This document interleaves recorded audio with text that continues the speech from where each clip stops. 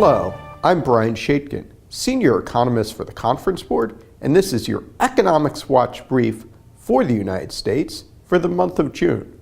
Over the last month, the Conference Board's optimistic outlook for 2018 has consolidated, with growth expected to exceed 3% during the second half of the year. Measures of consumer and business confidence, along with retail sales and key investment indicators, have all strengthened according to their most recent readings. While equity markets remain volatile, they have returned to levels of the beginning of the year. Uncertainty around trade policy could still cause businesses to delay investments as the U.S. continues exchanging tariff volleys with major trading partners. Weakening momentum in Europe and emerging markets could also dampen demand for U.S. goods. But for now, internal U.S. dynamics clearly trump external ones. Most notably, the labor market continues to create jobs at a rapid clip, helping to drive the unemployment rate down to 3.8%, the lowest rate since the 1960s. These tightening labor market conditions and the possibility of further wage acceleration explain why inflation trends and the Federal Reserve's response to them will play a critical role in shaping conditions this year and next.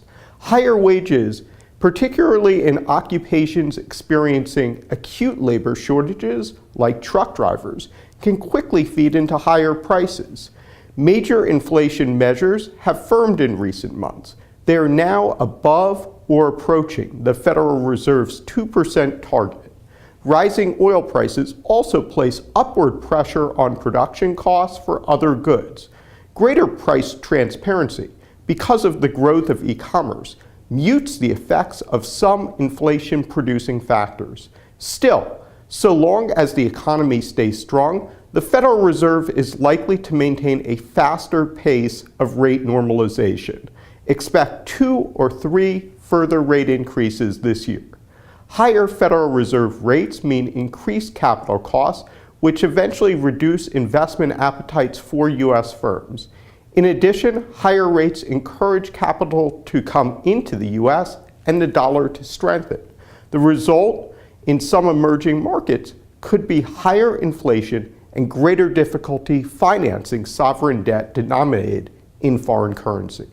Increased efforts to curtail inflation in the U.S., therefore, could be the greatest source of near-term downside risk for both the U.S. and global economy. I'm Brian Schaitkin, and this was your Economics Watch brief for the United States.